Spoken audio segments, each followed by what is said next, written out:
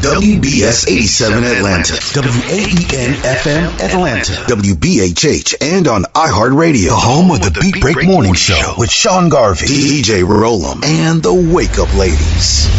This is Atlanta's new underground station, Beat Break 87 FM, where music and talk radio lives. Streaming online at beatbreakradiofm.com.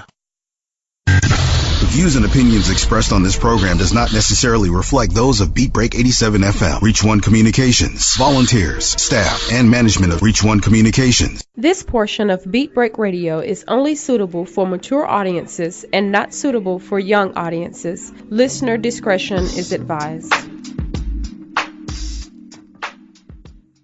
Are you listening? Damn.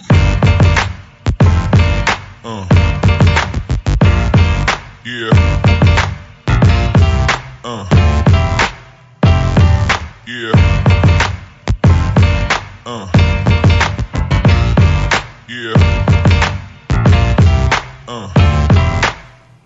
Hey, what's going on, everybody? I would like to welcome you in to another episode of the Random Select Podcast. It's the podcast that's all about thought-provoking talk. I am your host, Mario, and we're right here on Atlanta's new underground station, Beat Break 87 FM, where music and talk radio lives. Hope you guys are having a great day. And today we're going to talk about that age-old thing, interracial marriages. It's still highly talked about, highly discussed, and in some circles when it comes to family members and things of that nature, it's still highly divisive. And I'm talking with Run and Run. Ironically, both guys are named Run, so we'll call one Run G and call the other one Run K. So what's going on with you, Run K? Not much, man. I'm doing good. How are you? Hey, I can't complain, man. I'm finally glad to get you on the show, man. I know we've talked about it, several times, but finally got you, and I appreciate you doing this for me, man. Oh, yeah, no problem, man.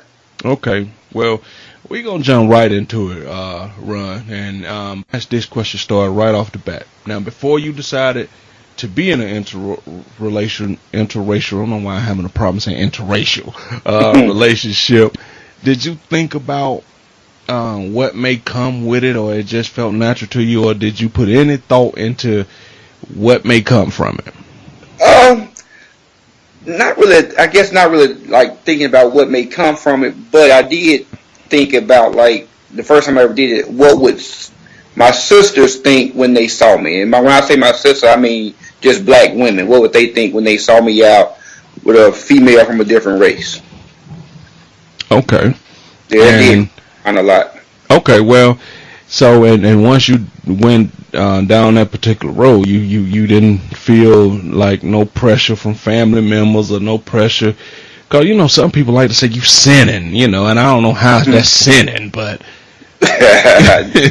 family, my family, man, honestly, man, they had no problem with it at all, man, and I never thought they would, but they just treated the person like it was another person, Okay, what about her family?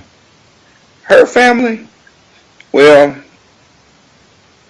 Mom was okay. She had already warned me about the dad.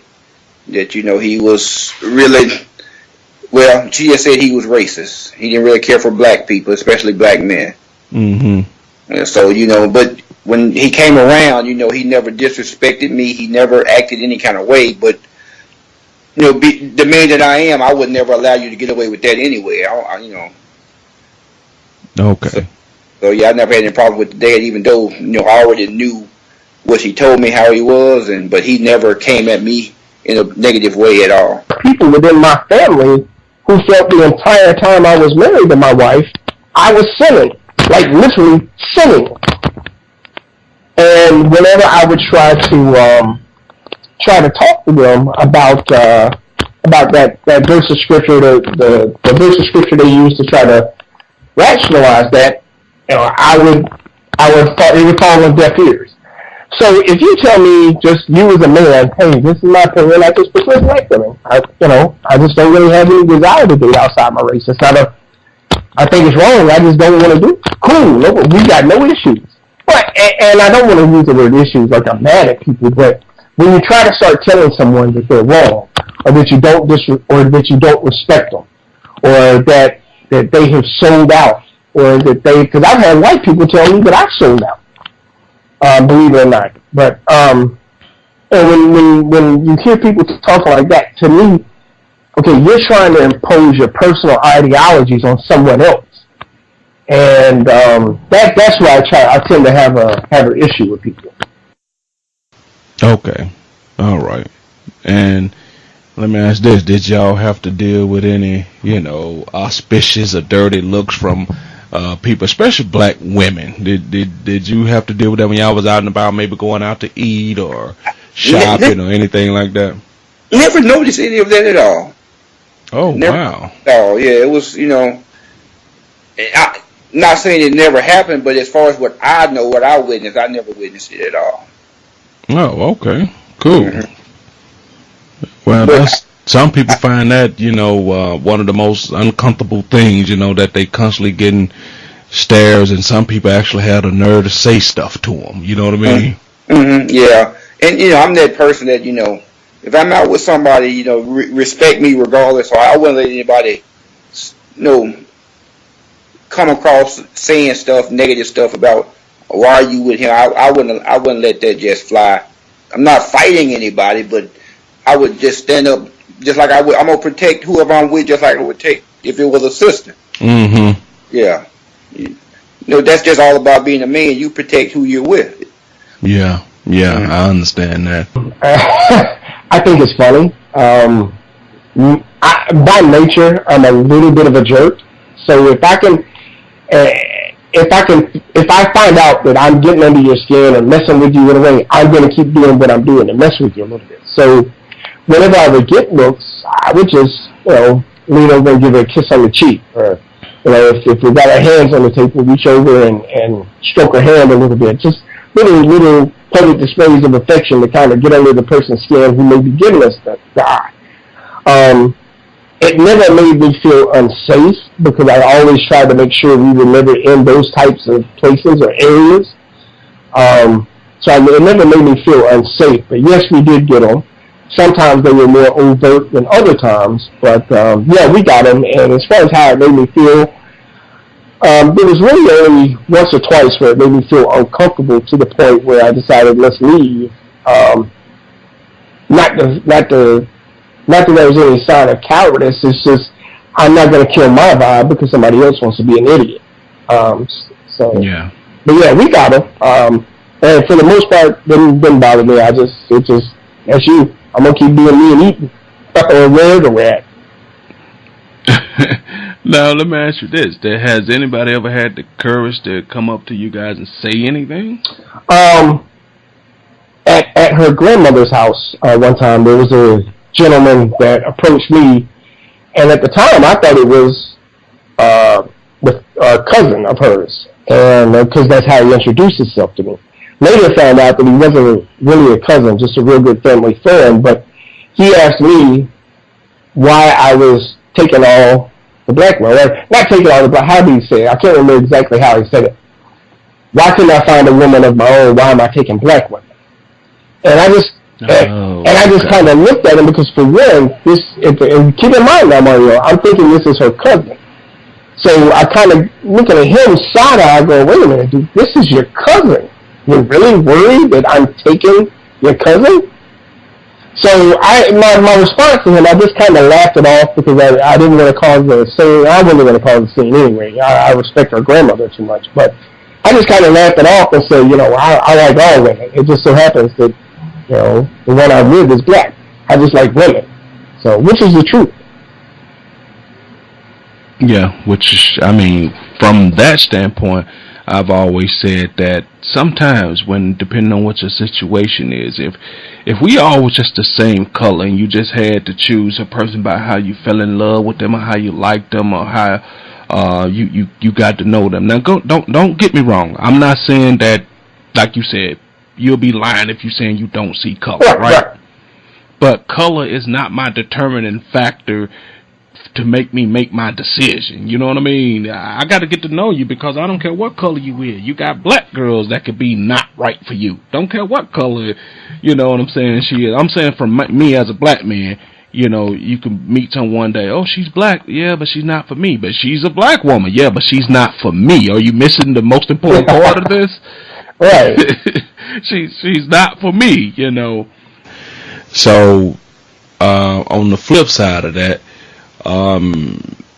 did y'all ever have to have a talk with the kids about this, or it was just one of them type of things y'all just let it be a relationship, just pure and simple, or did y'all really have to sit down and explain to the kid that this may or may not come your way? As far as, you know, because her kids were mixed also. Oh, okay. Yeah, her kids were mixed. Oh, but wow. I was that, you know, I'm that person, you know, I talk to the kids to let them know that, yeah, you mixed, but when people see you, they see a black kid. Mm-hmm. That's a good point. That's a good point. And that may cause problem for you later on in life. So it's just certain. And she was aware of some things because she wouldn't allow her son to be outside playing with a toy gun because she didn't want the cops to think it was something else and fired upon him without even checking to see what it was. So she wouldn't allow him to be outside playing with a toy gun or anything. Okay. So she understood some of it. And I'm going to get a little off subject here, but I'll bring it back around to what we're talking about. Okay, go ahead. You got the floor. In all things regarding how I raised my son, I've always tried to be very open and very honest with him. I want to preface something by saying I love my dad, I respect my dad, and I think my dad is a very good man. But he didn't teach me a lot in terms of breaking down life for me. You understand what I'm saying? So I always tried to make sure that when my son was born, I made a conscious effort at that moment, or a conscious decision at that moment, that I was going to try to teach my son the things that weren't taught to me. Whether it be anything from economics to sex to race. So to bring it back to what we're talking about, he has run into some issues, and I have, even before he had those issues, I was very open and honest with him that he may face some of those issues. People talking about him being a biracial child, and I told him never, ever to allow anyone to tell him he had good hair.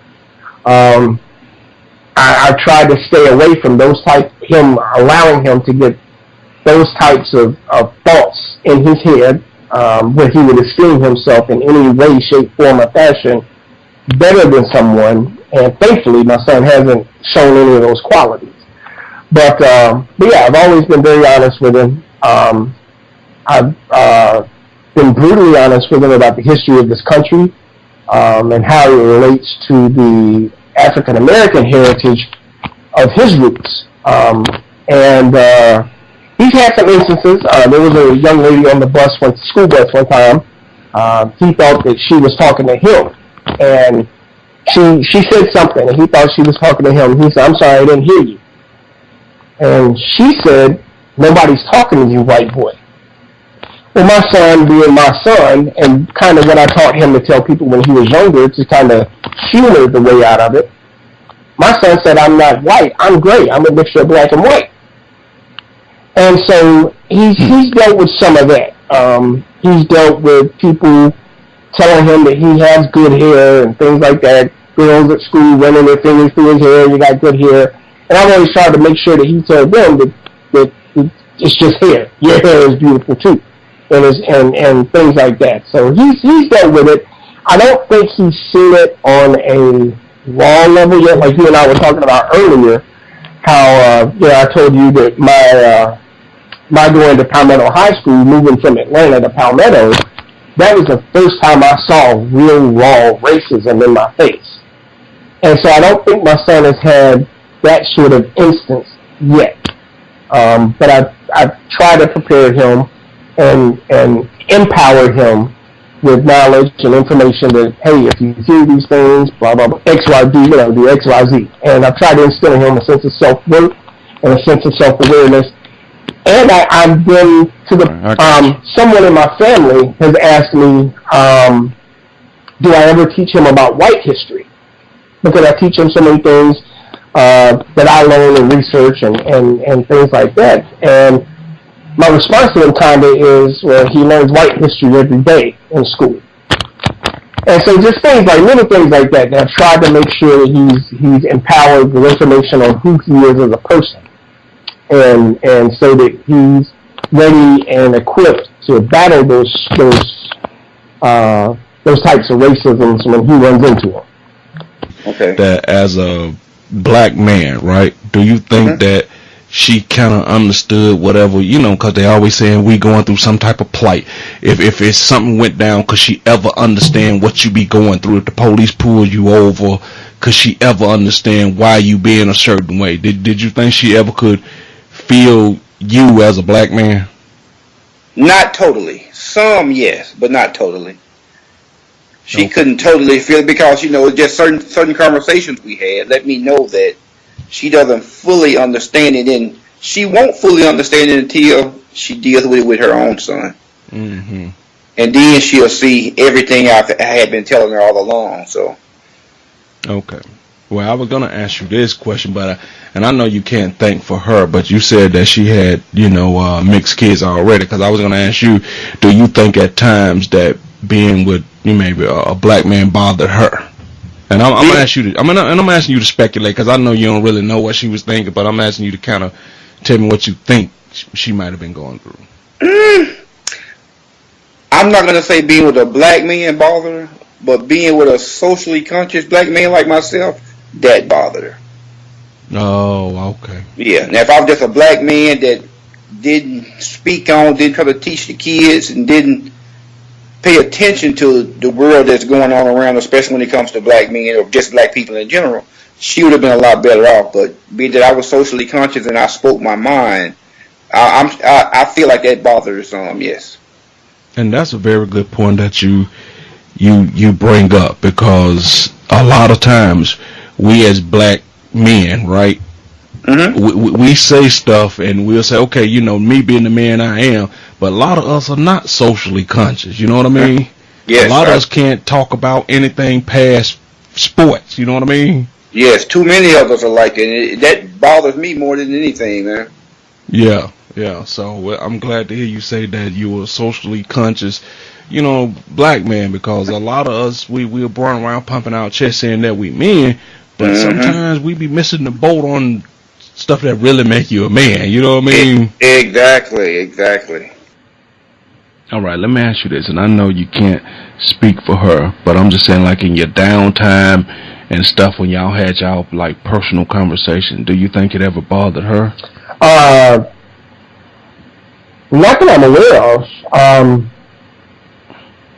And I know you can't answer. No. That's a very good question. Because it makes me take a step back and say, this marriage that has come to an end here, it makes me stop and look back over the last almost 20 years ago, were there points there where it was hard for her, so to speak, that I didn't catch up on, or that I could have been more attentive to. So, I think we were always very open about that, and we always made sure we tried to mention if anybody shot us any eyes or gave us any static anywhere or anything like that. So, to my knowledge, no, there was never ever any adverse feelings for her in terms of being with me, whether it was when we were dating or even after we got married. If somebody asked you, and I'm just putting this out here, if somebody asked you, what would you prefer? What would you say? Women-wise? Yeah, women-wise. What would you prefer? White women, black women, or it just don't matter? Well, I'm going to tell you, man, like this here, because I said this to her, and I knew there was a problem. I told her, and I'm okay with telling anybody this. There's nothing on this earth like a black woman. I think, I don't care what type of man you are, if you black, white, Asian, I don't care what you, Mexican, you're going to always win if you have a black woman by your side. So for me, I always prefer a black woman. All right, well, let me play devil's advocate here, Ron. If you always prefer a black woman, how'd you end up dancing on the other side of the fence? I was just living here. was not dating anybody. We were in school together. We started talking, had a little similar interests, and it just blossomed from there. Oh, okay. Yeah, neither one was looking for anything, Just had that attraction toward each other. All right. Well, ain't nothing wrong with that. Sometimes when you not looking is when you actually find somebody. Mm-hmm. So, I mean, hey, and I always say this. In today's world, when it's hard to find somebody that you actually want to be around and that you could get along with, I don't give a damn what color they are. You know what I mean? Because it's hard to find a person you could want to spend 20 minutes with these days. Exactly. One thing I love to know about this country is 3 things we like. We like putting labels on stuff, we like red tape, and we like standing in line in this country. Yeah, I agree. So those are the things we're becoming famous for. So do you feel any type of way about a black man dating a white woman? And this is going to sound like flippant, but I could care less. If you are happy as an individual, do you? Now, I would say to anyone dating outside their race, if the person you're with doesn't value who you are as a person, the struggles you may or may not deal with every day, and is not willing to for 1 second empathize with anything that you may have going on, then you may need to second guess being with that person. Because in this country, you said some things we love about this country. This country loves to label. And this may be a little politically charged here, but I'm going to speak from the heart here.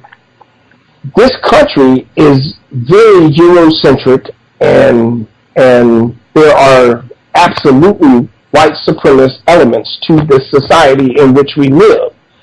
So if you're a black man or a black woman dating outside your race, and let's just say specifically a white person, that person is going to have some empathy for the things that you go through every day as a black person. Now, I can't experience what you experience every day, Mario. I have my own experiences.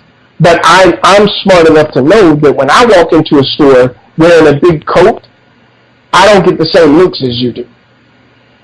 When a police officer pulls me over, 9 times out of 10, I don't get the same doubt that you get as a black male. You understand what I'm saying? So I know that if I'm dating outside my race and I'm dating a black female, then I've got to understand there's some things that she's going to be dealing with that while I may not be able to relate directly to, I can have empathy for those things and try to help her work through those things as best I can. So on the flip side, as a black man dating a white woman, if that woman, I don't care if she's white, Hispanic, Asian, or even if she's white, if that woman is not lifting you up as her partner and empathizing with the things you go through as her partner, then she's not a woman worth having. And the same is true for a man. Okay. So, let me ask you this, because on my side of the fence, and listen to a lot of black women talk, listen to a lot of black men talk, a lot of them say that when the woman or the man decides to go date a white person, we're always one argument away, or one messed up incident away, or one misunderstanding away from the N-word flying out you guys' mouth toward us when you're in a relationship. Have you heard this? Well, at some point, you guys are going to get mad, and that's going to fly out your mouth. Me personally, that's never happened for me. But as a white dude, I've had this thought where it makes me cringe as a white guy that seemingly when white people get mad, specifically when in relation to dealing with black men or black women, when they get so frustrated and there's just nothing else they can say, that's the fail-safe word for most white people. And I've seen it happen within my own family. I've seen it happen amongst friends, and it's something that I'm very outspoken about and something that I address when and if I hear it. I've never done that. If I get mad, there's 100 other words I could call a female other than that. but yeah, I could see that being a concern, especially from your perspective or Black women's perspective, because it seems that in our society, and this is what hurts me as a white guy, or I shouldn't say hurts me, because I don't want to downplay anybody's suffering and pain or whatever. But every time I see white people doing things, like this situation that just happened in Charlottesville, it makes me cringe, because those are everyday people that you deal with. And they're throwing up the Heil Hitler signs, they're screaming out white supremacist slogans and you will not replace us, or whatever it was they were saying. So now, as a white guy, I may look at you, Mario, and go, man, I hope you don't think that I do that when I'm away from you. I hope that, because it seems like in this country that a lot of times we're cool, and then behind your back I may say something different. Now, I know that's true for everybody to some extent. I've had a friend of mine tell me that that's true, for every group of people. But yeah, I was going to say, at home, behind the scenes talk, you know what I'm saying? But same thing I say about the N-word. I still don't understand as a people, why do we crucify everybody who's saying it, but we won't make a conscious effort inside of us to stop saying it? I never understand. This is just a personal opinion of mine, and if it rubs anybody the wrong way, I want to go ahead and say I apologize, because I'm not trying to offend anyone. But this is how I feel about that. I'm a huge Star Wars fan, right? To me, that word in the lexicon of the English language, specifically used within the black community, that is the biggest Jedi mind trick that I've ever seen in my life. Atlanta's new underground station, Beat Break 87 FM, where music and talk radio lives. Hi, this is Clifford English, your host and producer of The Gospel Train. Join me every Sunday right here on Beat Break 87 FM radio. You will be encouraged, you will be equipped, you will be educated, you will be entertained, all while hearing the best in gospel music. Don't miss your connection with The Gospel Train right here on Beat Break 87 FM radio. BeatBreakRadioFM.com. We specialize in creating mobile apps for the entertainment industry. Go to bvmobileapps.com, click Get Started Now, create your account, choose your package, upload your content, and click Submit. BV Mobile Apps. Make it easy. Make it mobile. Hey world, it's your man Precise, and I have great news. The Precise Music app is finally available for your iPhone, Android, and BlackBerry through Amazon and other app stores. That's Precise Music. Music is spelled with a Z. Go get it for all things Precise. Powered by BlackVibes.com. I tried to put it off, but I can't. It's on me. Tried to blame the other man, but I can't. It's on me. Stay in tune. That's Precise Music. Music is spelled with a Z. He has performed on stage in front of thousands of poetry lovers. He has sold out shows and rocked the crowd with the best poets in the industry. Welcome to the stage, spoken word artist Patrick Duncan, better known as the Preacher Man. I am Benjamin P. Montgomery. I invented a goat propeller. I am the former president of South Africa, Nelson Mandela.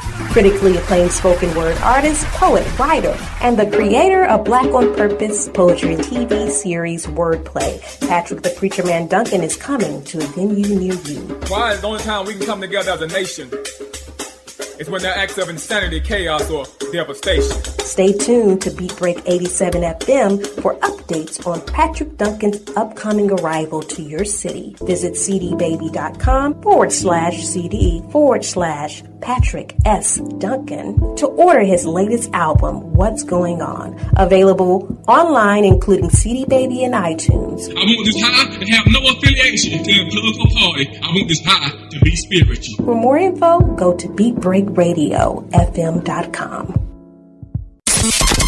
Beat Break 87 FM wants to help you get the word out on your next community event. Hey, do you have an upcoming public service announcement that you want listeners to know about? Well, email us the info to psabeatbreak87fm@gmail.com so we can help spread the word. That's psabeatbreak87fm@gmail.com. If your event flyer has the words nonprofit, community, support, charity, and just describes everything about helping our community, please share the special event right here on Atlanta's new underground station, Beat Break 87 FM, where music and talk radio lives.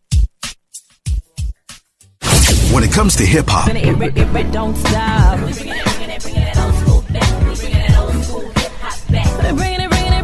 R&B,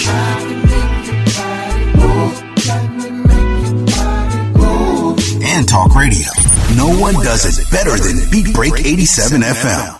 This portion of Beat Break Radio is only suitable for mature audiences and not suitable for young audiences. Listener discretion is advised.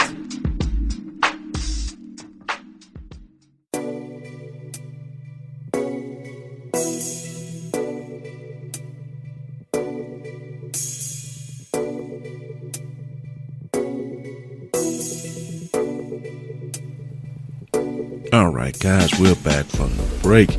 You're inside the Random Select Podcast. It's the podcast that's all about thought-provoking talk right here on Atlanta's new underground station, Beat Break 87 FM, where music and talk radio lives.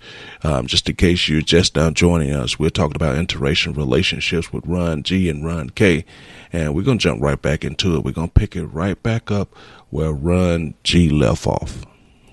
Because see, Bubba and Earl don't have to say it anymore. Now you can argue that we've taken it and turned it into this and taken it and turned it into that, and that's cool. You know, say what you want, do what you want. And I'm not saying that people should be concerned necessarily with how people perceive them. But there's you've heard of the Willie Lynch letter, correct? Okay. Yes. The historians argue whether or not that was a real letter, whether or not that actually happened. I tell people whether or not it really happened, it's happening. The things that are talked about within that letter are in place in this country. And to me, that word used within that context, that to me is really the Willie Lynch syndrome. I agree. And I know that me as a white guy saying that, it doesn't, how can I say, it may not carry much weight. And I understand it and I respect it, but to me it's the biggest Jedi mind trick. Bubba and Earl don't have to say it anymore. You've seen Tales from the Hood, right? The last 15 minutes, I don't like that movie. That movie's boring to me. The last 15 minutes of that movie are phenomenal. Because that dude, that white racist supremacist dude, is sitting in the prison cell, and he's talking to this guy, and he's telling him, "We don't have to do this anymore because you're doing it. We don't." And that's what I try. Going back to me talking to my son as a biracial child, I go back and I tell my son these things have been put into place through social engineering for a certain segment of our society. And I firmly believe that, Mario. Now, people call me conspiracy theorist. People call me 100 different things, but that's what I teach my son, so that he's conscious enough and aware enough to see these mind tricks being played, to see these games being played, and rise above them. Not only rise above them, but help elevate somebody else's train of thought, because to me, that's how we make things better in this country. It's easy for people to say, we just need to all get along. We do. That's what we tell our kids all the time. You just be quiet and get along. And that's true, but that doesn't erase the fact that there's certain things going on within this country that we have to address, that we have to look at, and we have to talk about, and we have to work through for us to be able to get along together in the long term. And that's what I try to arm my son information about. And that directly relates to him being a biracial child, because I'm telling you now, these white nationalists, I heard the guy do interview with Charles Barkley. I can't remember his name right now, but he's a white nationalist. And he's talking this stuff about whites being superior in every aspect, technologically, scientifically, everything. And I realized what a threat that mindset is to my son directly. And so that's why I try to arm him with information and make sure he knows who he is and what that's all about. Yeah. So now that you've Now, is that your first time dating outside the race, or have you had this experience before? I've had the experience before, yes. Oh, okay. So now that you've had a couple of chances to, compare and deal with it, what would you say to a person who's about to go into this arena, say, hey, young man, or hey, young lady, I don't care whether they be black or white, what would you say to them before they go down this road? First of all, check the family history. Know the history of the family, for one. I think that's a lot of it. And just see what this person, see why they're interested in them, the person you're trying to date, see what their interest is in dating outside their race. Is it that they just prefer black men, or they just want somebody that's going to be decent in their life? So those few things, like right there, I think would be the key to, the first thing you should try to find out. Don't be afraid to ask, hey, are you just all about dating black men, and do you just want that thuggish guy, or are you just doing something to upset your parents?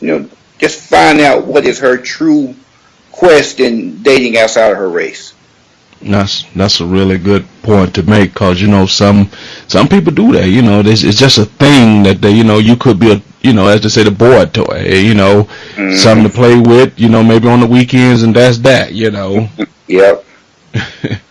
So, all right. Well, now, if the younger you, was talking to the older you, would you advise dating outside your race? The younger me talking to the older me? Yeah, would you? Would the older you say, nah, don't do it, or yeah, young blood, go ahead and do it? Yeah, the older me would tell him, hey, go ahead and do it, because there's no color on love. So if it's somebody that you feel like you can spend your time with and grow with, go ahead and do it.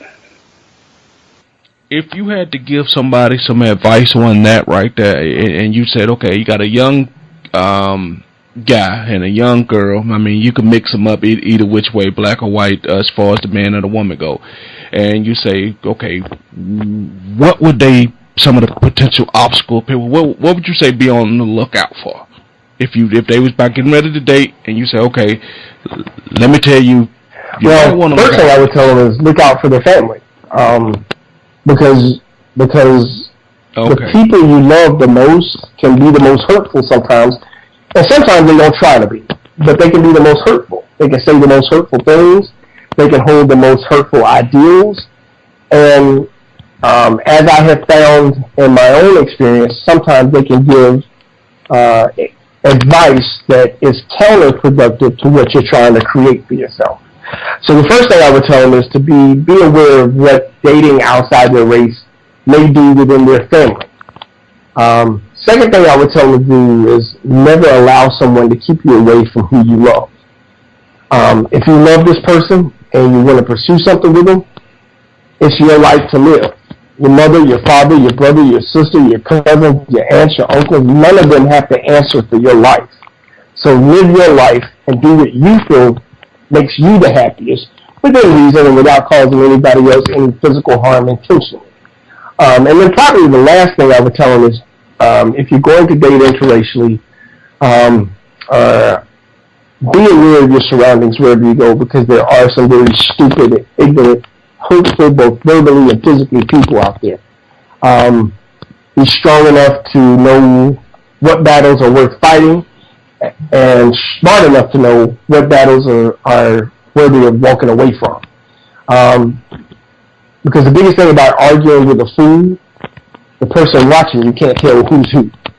So I would say 3 things. Be conscious of how your family's going to react to it. 2, don't let anybody determine your happiness for you. You find your own happiness. And 3, be conscious and aware of your surroundings if you're dating.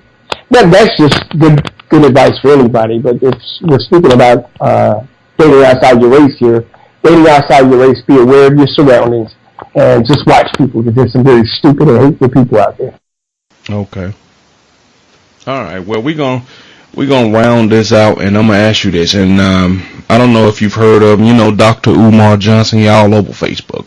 I was gonna say something about him also, but go ahead. I'm glad you brought that up. Yeah, and I wanted to bring that up to tell you that he says that he do not respect any black man that dates outside his race. Yes. And how do you feel about that? Because obviously, when he says stuff like that, that means he's talking directly to you. Talking directly to me, and when I watched the YouTube video, I just watched the episode of him with Roland Martin, I could get a lot of what he was saying. Not the respect thing, but to say that, you can't really truly be down for the cause if you're not dating a black woman.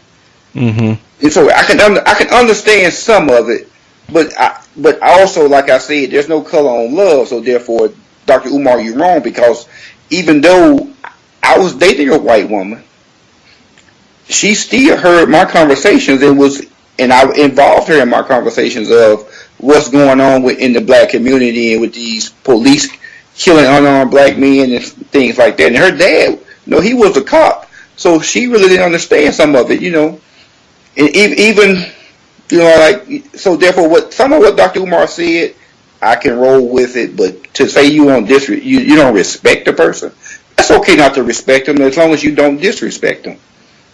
You don't respect everybody you meet. So if you don't want to respect a black man that dates a white woman, that's fine. But as long as you don't come to me disrespecting me, it's okay. I don't have a problem with him not respecting that. That's his call. But I get that, and like I said, I've been listening to Dr. Johnson for a while now. When he first started out, I was all on board with, hey, he's trying to start the school, trying to help the people. But it seemed like in the last couple of years, he's become more radical with his, his beliefs and what he thinking and the doctrine he trying to push. Mm-hmm. And just to say that you feel, I don't know if you should say you don't respect a person. You could just say you feel some type of way, and that could be just a gray area. That could mean anything, yes, right? Exactly. You know what I mean? Say that. I like that better. Instead of saying you don't respect the person. Because once you tell another man he don't respect you, and you're a person out here trying to secure funds to help get a school, to help other people, mm-hmm. I just think you close the door on a lot of things that could potentially help you. Exactly. And each individual situation different. You can't say you don't respect a man. You don't know this man to know a person to say you don't respect them just because they decided to date outside of their race. That, mm-hmm. I don't know. And that's why I say I can understand it, but for the most part, no, because it could be that black man married to a black woman that's still not down for the cause. Yes.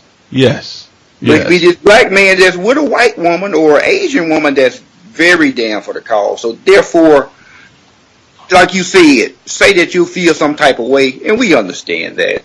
Mm-hmm. If you feel some type of way, we understand that. But yeah, like you said, to say you don't respect him is taking things a little bit too far. Yeah, taking it too far. Yeah. That's what I say. If you say I feel some type of way, we understand that. We move on. We say, okay, maybe he ain't down with it. But to flat out tell a person you don't respect no man without knowing no situation, these could have been two people who grew up lifelong friends. They just, you know what I mean? You never know what a situation is, Yeah, you're right about that. So you got to judge each individual situation on its own merit and basis. You just can't say that. Yeah. He needs to talk to one of the elders. I'm talking about like I have some type of feeling about him too, but I think like your Farrakhan's and your Cornel West is somebody needs to reel him in a little bit, because I think Dr. Umar can do some great things, but he need to back it up a little bit, because he's coming out there a little bit too strong, and some people taking the negative way too much, and that distorts what he's saying. He's closing too many doors is what I'm saying. Yes. And you notice a lot of people starting to call him out now, Yeah. So, but I agree with you. As they say, take a step back, look at it for how it really is, and just focus on the school. Focus on, trying to get that right. But by you being everywhere, doing all these different interviews and saying you don't respect people, mm-hmm. because they feel a certain way, you rubbing people the wrong way. And don't get me wrong, it's a lot of people out there who feel the way he feel though. Mm-hmm. So But just like he said when he was talking about how he got into all these schools and got these degrees, he said they didn't know what his philosophy or his ideology was. Yeah. He pulled back to get what he needed to get. Mm-hmm. And so that's what he need to do with a lot of these things. Don't just be so aggressive and come out negative.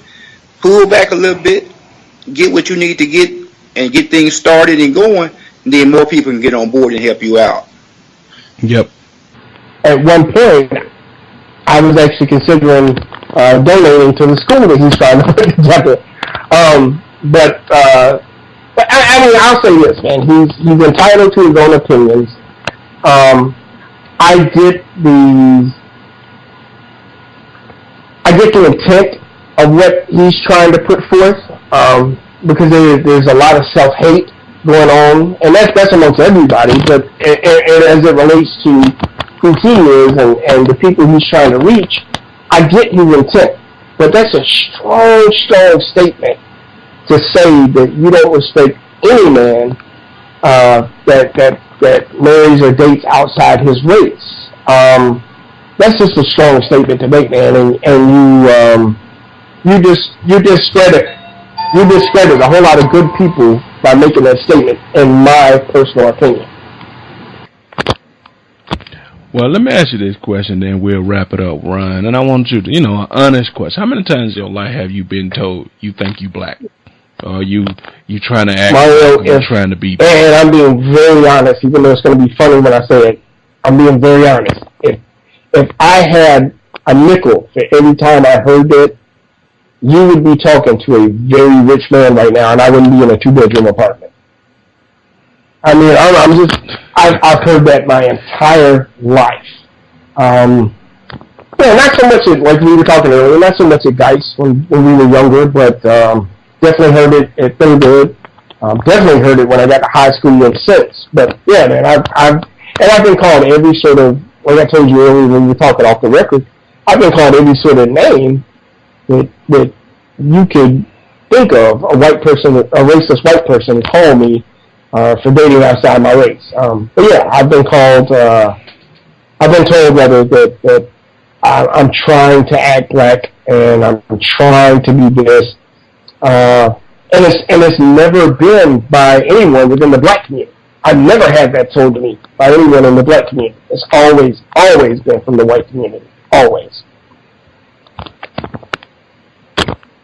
Yeah, and like you said that we were talking earlier, I never looked at you, like that. And I just want to premise for all the people that are listening to this. We did kind of grow up together, went to school together, in elementary school. So I've known Ron for 20 plus years. And and how some people always, every time they refer to somebody, it's either, especially if we black and the other person is white, we always go white boy Ron, white boy Doug, white boy Chad. We never did that with you. You would just run. You know what I mean? To me, it never, and to this day when I hear people say that, I was like, I'm old enough to distinguish that you don't know too many people with this particular name, so you do know, I know you're talking about him, right? You don't have to start off with white boy. I know who you're talking about. All right, man, we're going to wrap it up, man. I want to thank you, Ron, for coming on, man. I definitely want to have you back, and I appreciate it, because, like I said, you give me some good introspective on how this works, because, a lot of, I belong to a group on Facebook, Real Talk, like for 40 and over or something like that. Mm-hmm. And, a lot of women get mad at black men who decide to date white women, saying that, oh, you didn't give us a try, we weren't good enough. And the question be, you saying this for you. Where were you when this man was looking for a woman? Where were you when this man, when the other woman did him wrong, because, like you said, it's nothing like a black woman, but women can easily say what's going on, but you don't know what I was going through at the time, and who was there for me, and who gave me a shoulder, who listened, and who seemed to care. Exactly. So I appreciate you being on the show and giving me some introvert no problem, man. I enjoyed it, man. All right. Well, with that being said, Ron, we're going to wrap this up, and I definitely thank you for coming through, and it felt good to go back down memory lane and both realize that we both had a deep-rooted hatred for each other. You know, so, but seriously, I definitely want to get you back so we could talk about, you know, that, because I always think that I've always said from looking at your Facebook post and all the, you know, like when you do the live videos stuff, you just be bringing an interesting perspective. And I know you told me you wanted to do this podcasting thing. Thank you. I think you should do it. And let me throw it back to you. Thank you for thinking enough of me to have me on here, thinking my opinions or views would be important enough for worthy enough to get out there, man. I respect what you're doing too. I may not say it a lot sometimes or whatever, but I watch your videos and I've listened to the podcast, and you as well bring some good points of view and good perspectives out there. So thank you for having me on the podcast, man. I thank you.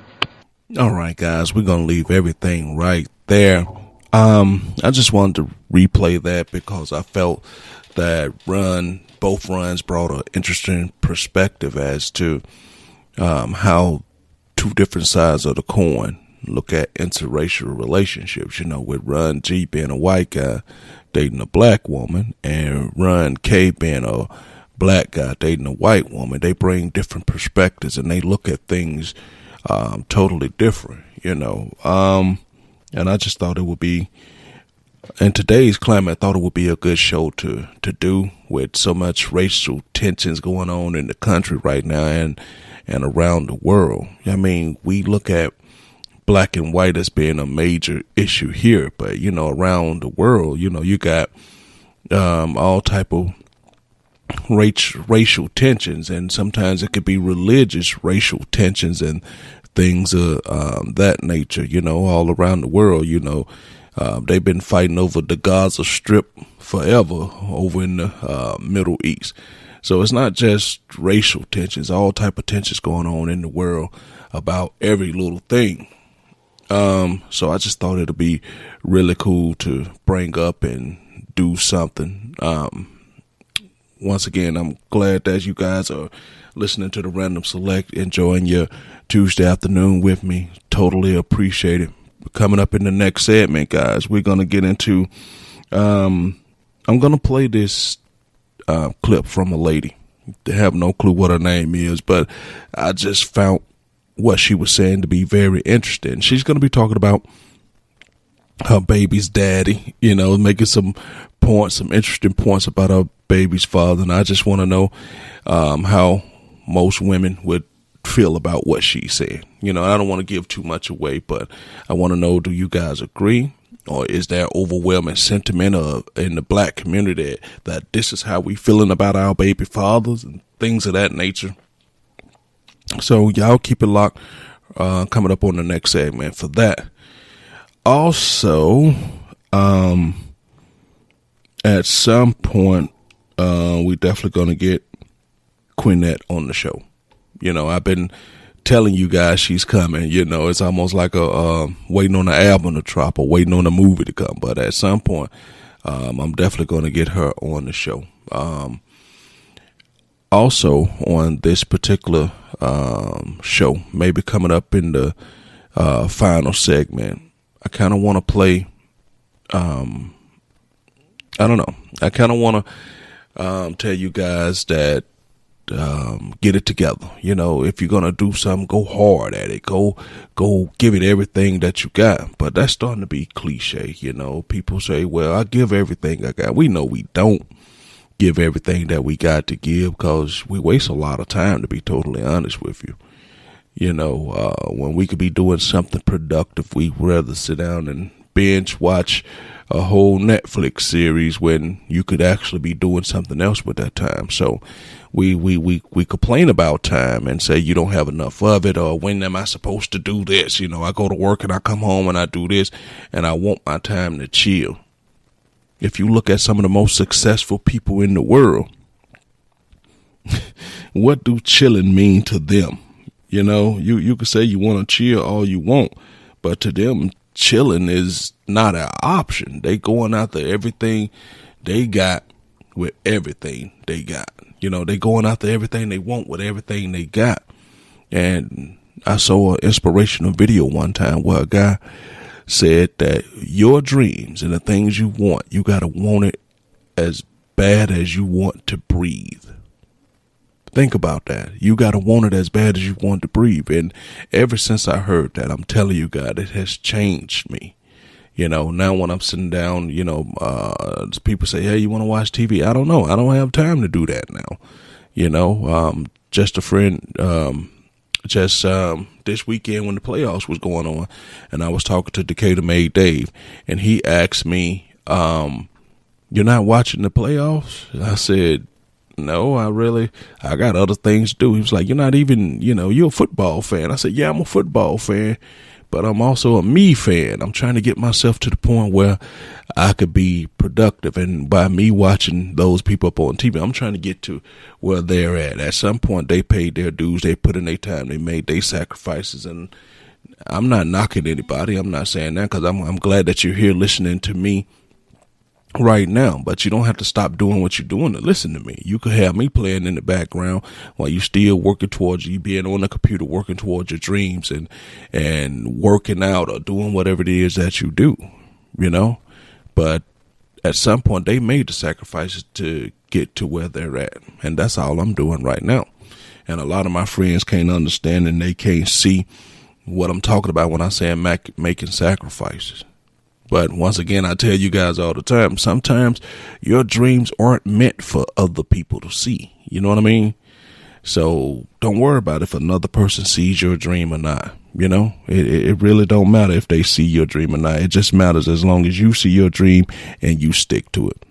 You're listening to the Random Select Podcast right here on Beat Break 87 FM, Atlanta's new underground station where music and talk radio live, guys. Catch you after the break. Atlanta's new underground station, Beat Break 87 FM, where music and talk radio lives. Hi, this is Clifford English, your host and producer of The Gospel Train. Join me every Sunday right here on Beat Break 87 FM radio. You will be encouraged, you will be equipped, you will be educated, you will be entertained, all while hearing the best in gospel music. Don't miss your connection with The Gospel Train right here on Beat Break 87 FM radio. BeatBreakRadioFM.com. We specialize in creating mobile apps for the entertainment industry. Go to bvmobileapps.com, click Get Started Now, create your account, choose your package, upload your content, and click Submit. BV Mobile Apps. Make it easy. Make it mobile. Hey world, it's your man Precise, and I have great news. The Precise Music app is finally available for your iPhone, Android, and BlackBerry through Amazon and other app stores. That's Precise Music. Music is spelled with a Z. Go get it for all things Precise. Powered by BlackVibes.com.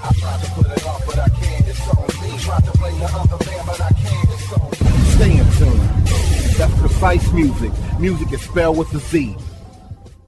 He has performed on stage in front of thousands of poetry lovers. He has sold out shows and rocked the crowd with the best poets in the industry. Welcome to the stage, spoken word artist, Patrick Duncan, better known as the Preacher Man. I am Benjamin T. Montgomery. I invented a goat propeller. I am the former president of South Africa, Nelson Mandela!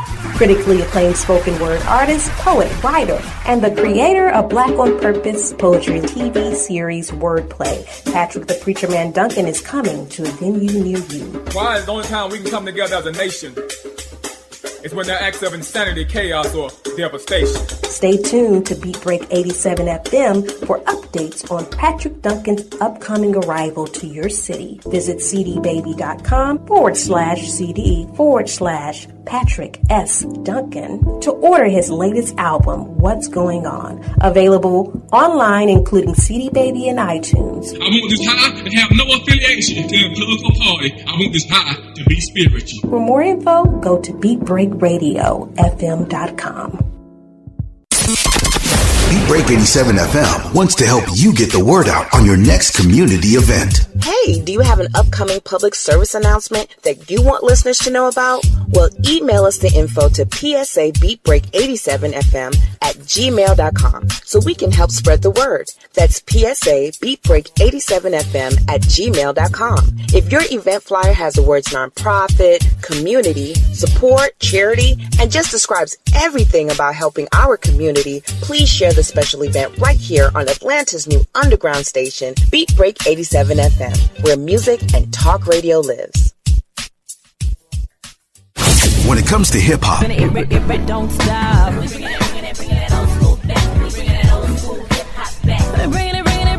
R&B,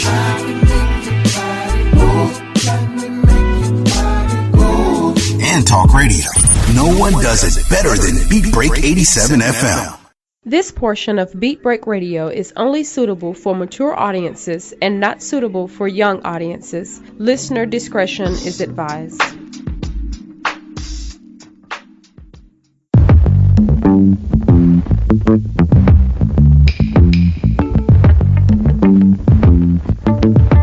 All right, guys, we're back in from the break.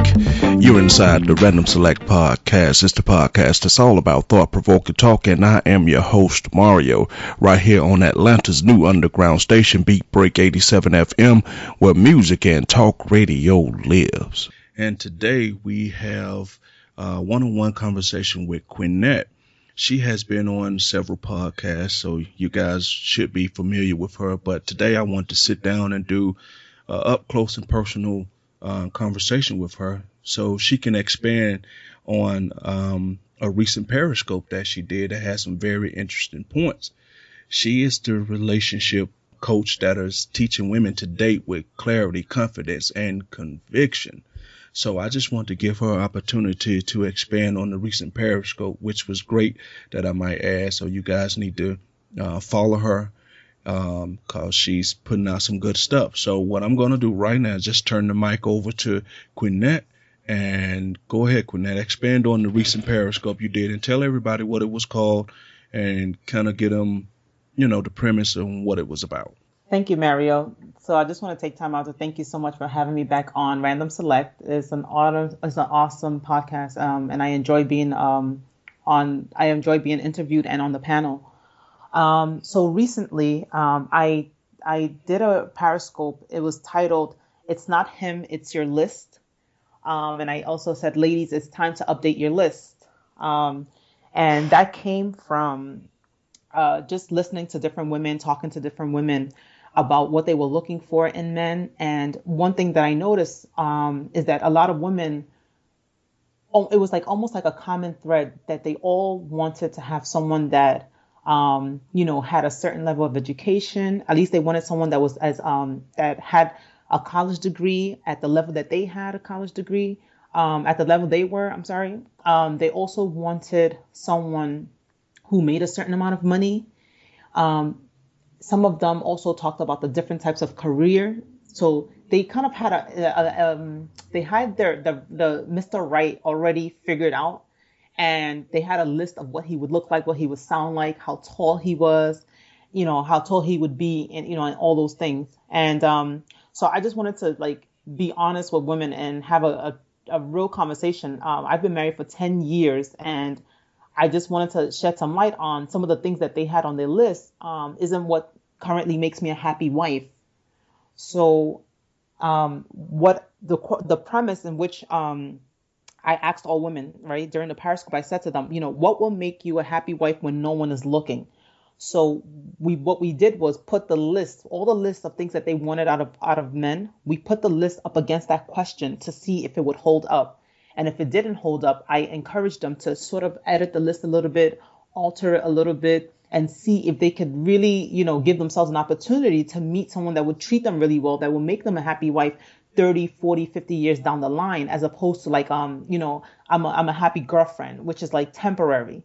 I wanted women to think, further along the line. Okay. So with that being said, I heard you talk about how you and your husband got together, which gives you a unique perspective on this list, and which kind of brings brings it home for me when I heard it. Can you kind of let the audience know how this came about? So I met my husband when I was in college. I was in college and I was part of the African Student Association. And there was a gentleman there who introduced me to my husband. My husband was a taxi cab driver at the time, and he was also in school. And so when he introduced us, we met. I come from Nigeria. I come from a big family, sort of a prestigious family, if you will.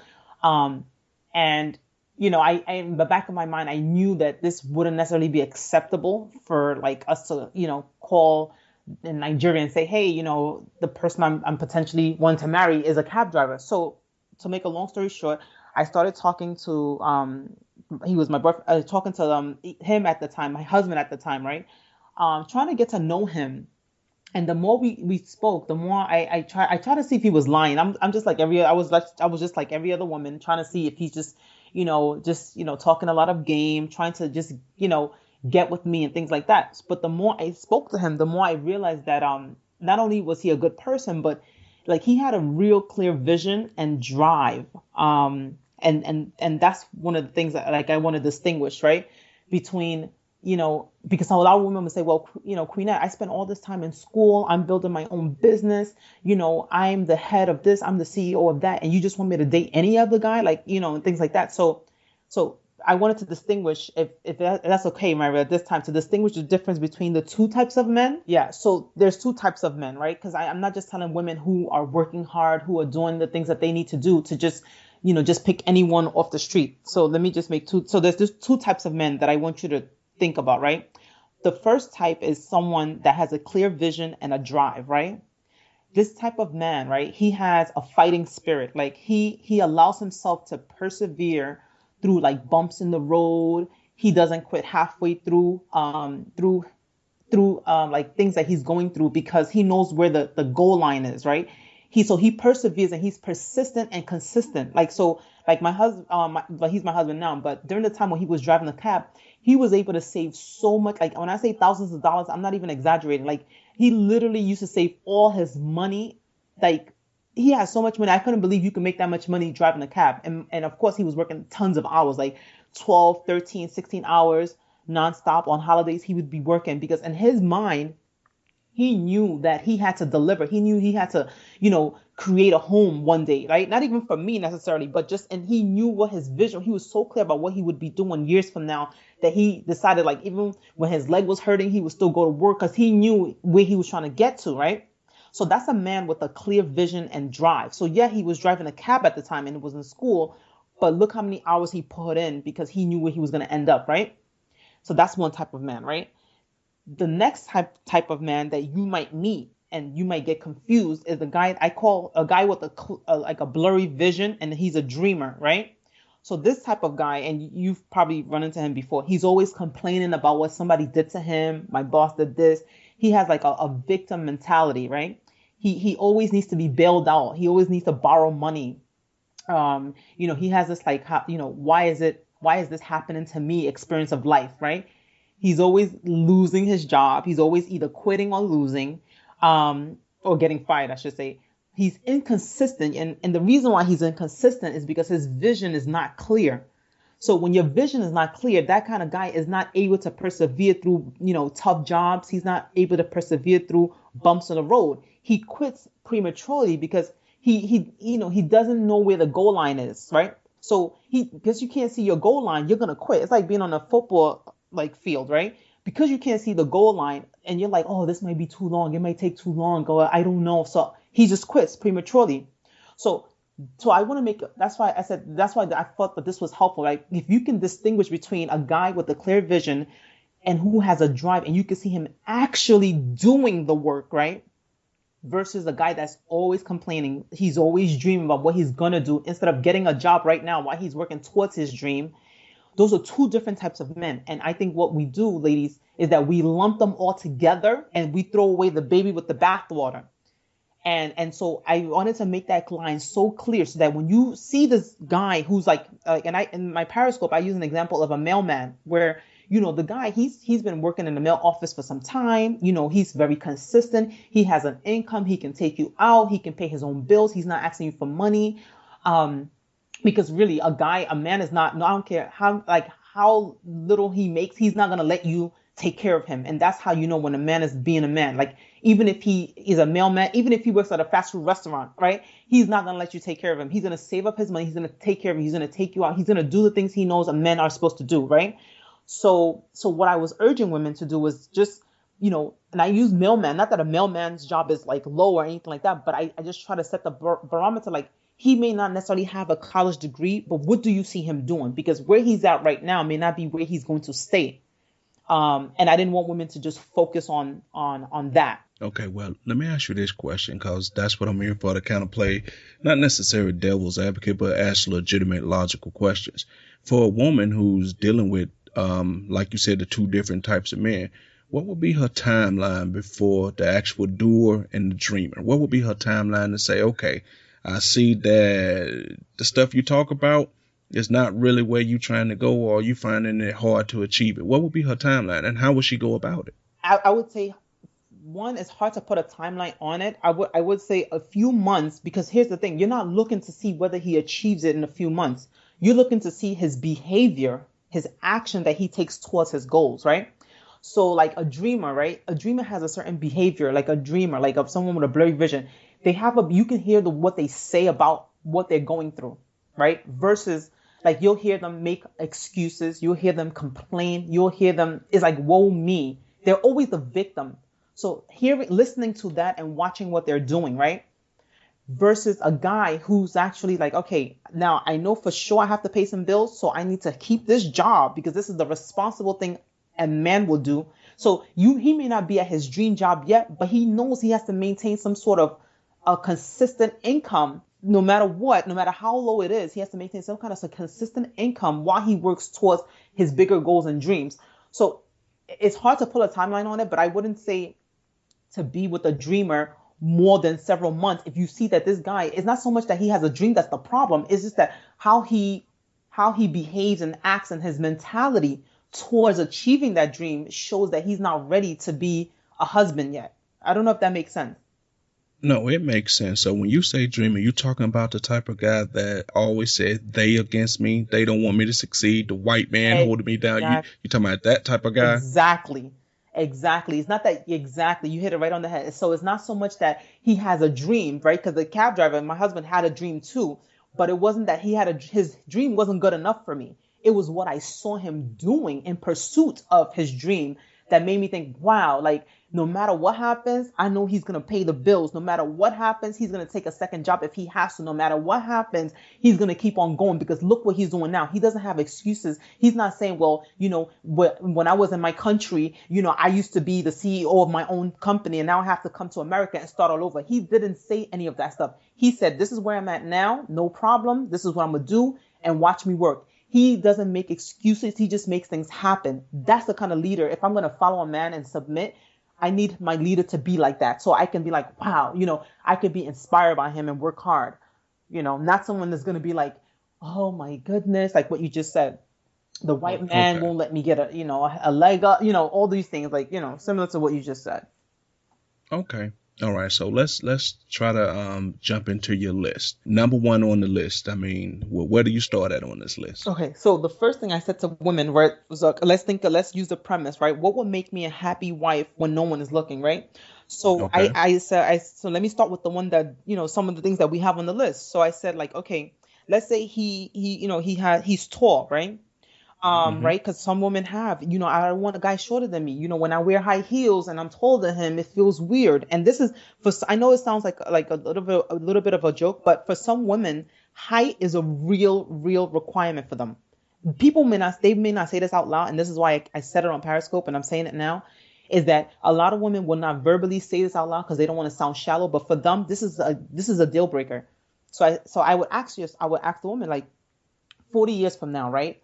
Will his height really, really matter? Will his height matter? So I said during the Periscope, I said, let me tell you what I thank my husband for it.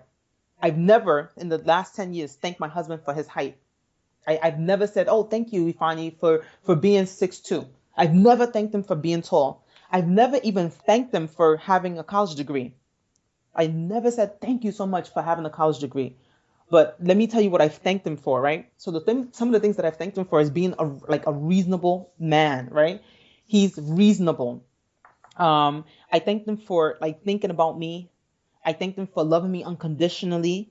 I thanked him for putting me first, in so many areas. I thanked him for things like praying for us, for the family, for providing for us, for working. Like he does what it takes to provide for the family, right? Those are the things that I've thanked him for in the last few years. And I try to thank him as often as I can, because I think that really helps him keep going and doing more things for the family. Yes. So I wanted to ask women, like, to think about what I just said, right? I've been married. We've been together for 12 years. I've been married for 10, right? And I think it's very important that anybody can get a ring. Any women, I'm telling you, it's easy to get married. And that's why the divorce rate is so high, because people think that, oh, I'll be happy once I get a ring. That's so not how it works. You're not going to be happy because you have a ring on your finger. I promise you, there's a lot of people who are married, men and women, who are currently feeling lonely in their marriage. They feel like, why am I even in this? So some will stay and then some will get a divorce. So I guess what I'm hoping that people will do now is pick happiness. I want to be happily married versus I just want to be married.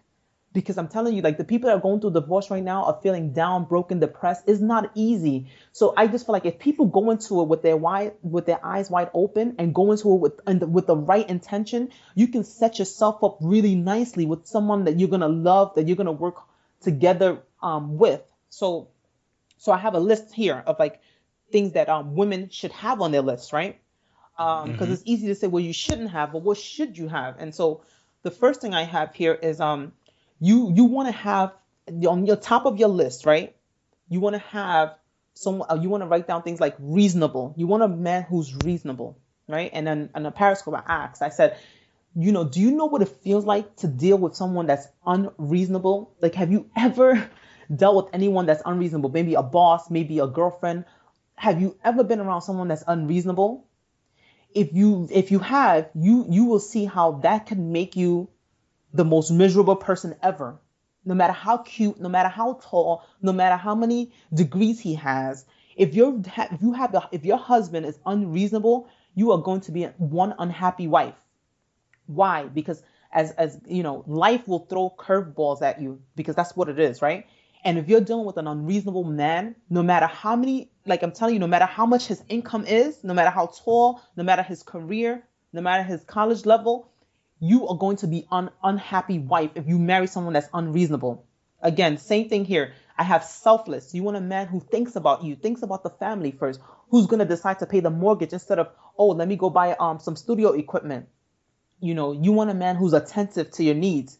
Who's going to, if you're not feeling a certain way, he's going to look at you and be like, oh, something is off. Let me check in with her. You want a man who's attentive. Those are things that's going to make you a happy wife 30, 40, 50 years from now.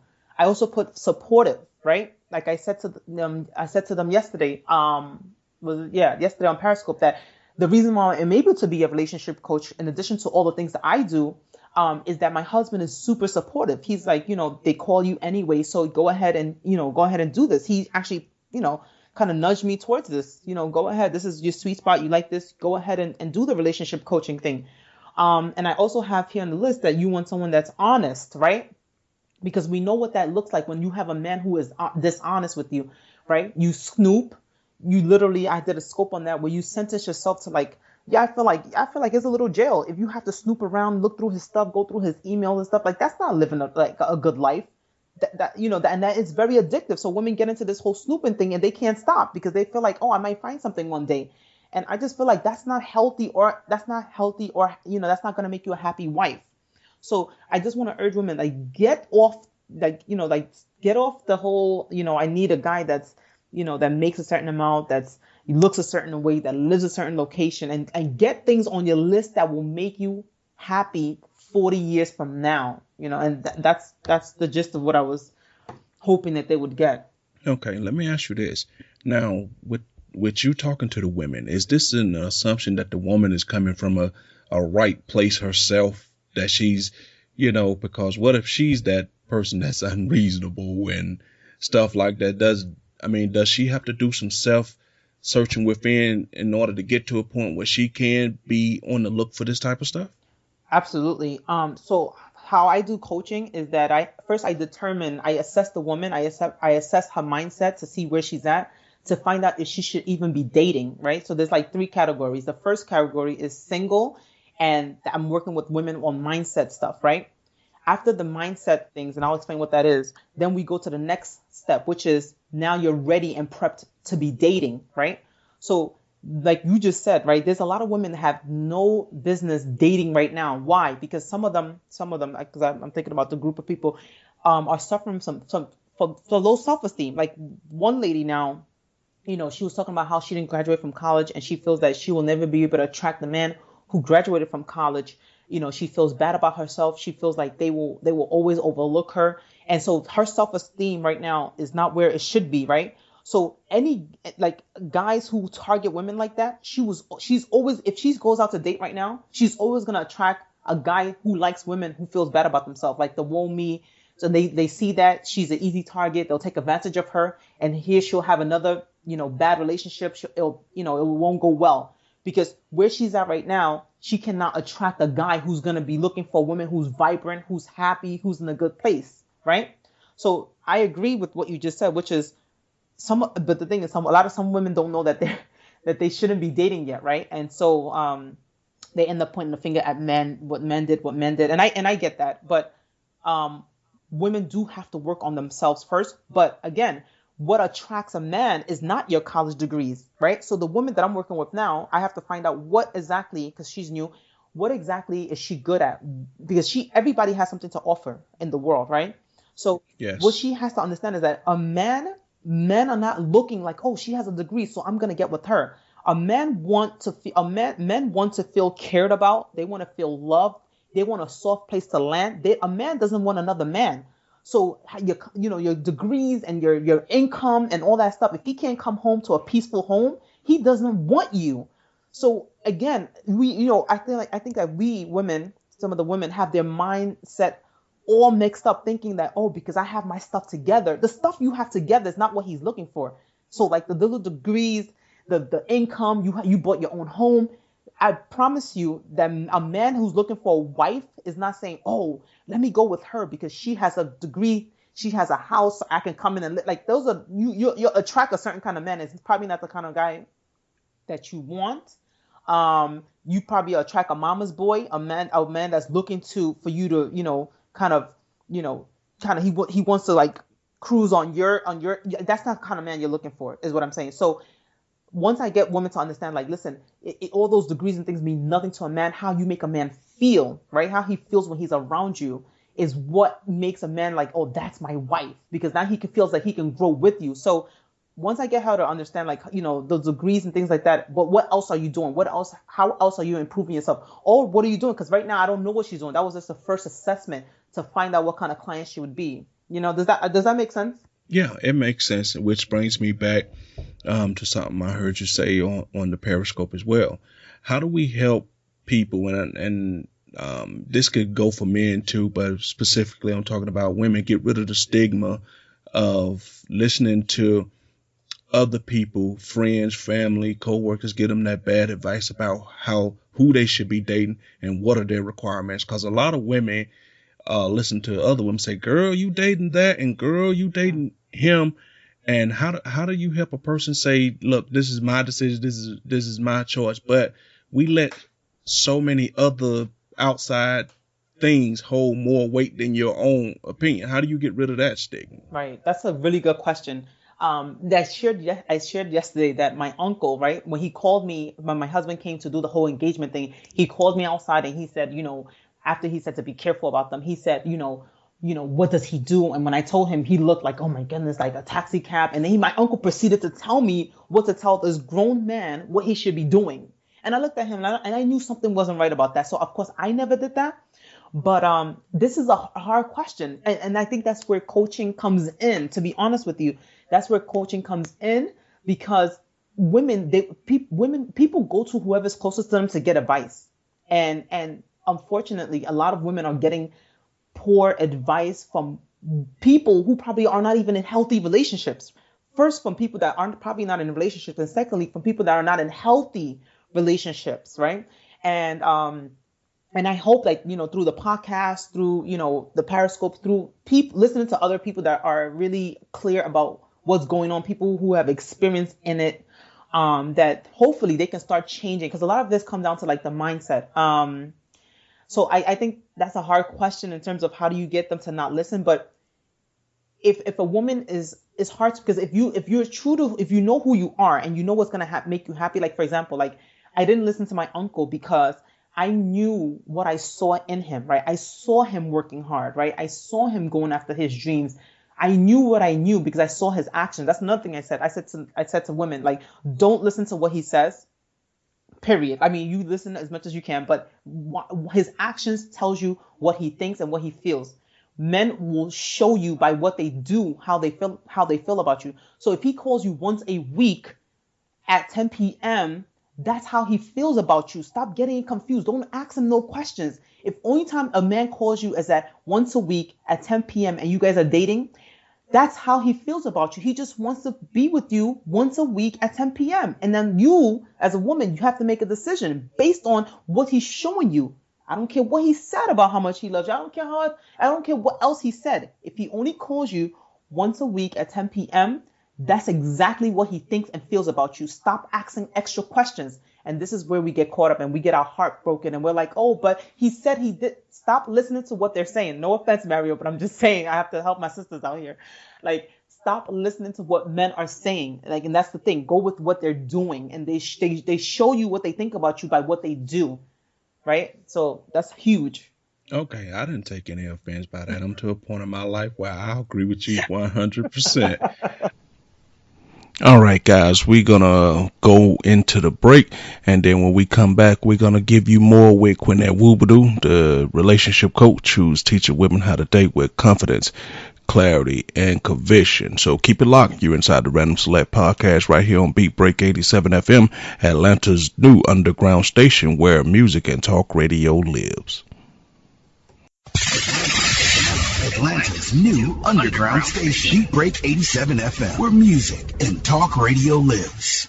Hi, this is Clifford English, your host and producer of The Gospel Train. Join me every Sunday right here on Beat Break 87 FM radio. You will be encouraged, you will be equipped, you will be educated, you will be entertained, all while hearing the best in gospel music. Don't miss your connection with The Gospel Train right here on Beat Break 87 FM radio. BeatBreakRadioFM.com. We specialize in creating mobile apps for the entertainment industry. Go to bvmobileapps.com, click Get Started Now, create your account, choose your package, upload your content, and click Submit. BV Mobile Apps. Make it easy. Make it mobile. Hey world, it's your man Precise, and I have great news. The Precise Music app is finally available for your iPhone, Android, and BlackBerry through Amazon and other app stores. That's Precise Music. Music is spelled with a Z. Go get it for all things Precise. Powered by BlackVibes.com. I tried to put it off, but I can't. It's on me. Tried to play the other band, but I can't. It's on me. Stay in tune. That's Precise Music. Music is spelled with a Z. He has performed on stage in front of thousands of poetry lovers. He has sold out shows and rocked the crowd with the best poets in the industry. Welcome to the stage, spoken word artist Patrick Duncan, better known as the Preacher Man. I am Benjamin P. Montgomery. I invented a boat propeller. I am the former president of South Africa, Nelson Mandela! Critically acclaimed spoken word artist, poet, writer, and the creator of Black on Purpose poetry TV series Wordplay. Patrick the Preacher Man Duncan is coming to a venue near you. Why is the only time we can come together as a nation is when there are acts of insanity, chaos, or devastation. Stay tuned to Beat Break 87 FM for updates on Patrick Duncan's upcoming arrival to your city. Visit cdbaby.com/CD/Patrick S. Duncan to order his latest album, What's Going On. Available online, including CD Baby and iTunes. I want this high to have no affiliation to a political party. I want this high to be spiritual. For more info, go to BeatBreakRadioFM.com. Beat Break 87 FM wants to help you get the word out on your next community event. Hey, do you have an upcoming public service announcement that you want listeners to know about? Well, email us the info to psabeatbreak87fm@gmail.com so we can help spread the word. That's psabeatbreak87fm@gmail.com. If your event flyer has the words nonprofit, community, support, charity, and just describes everything about helping our community, please share the special event right here on Atlanta's new underground station, Beat Break 87 FM, where music and talk radio lives. When it comes to hip hop, Don't stop.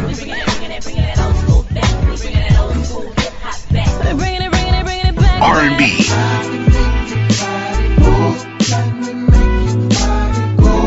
and talk radio, no one does it better than Beat Break 87 FM. This portion of Beat Break Radio is only suitable for mature audiences and not suitable for young audiences. Listener discretion is advised.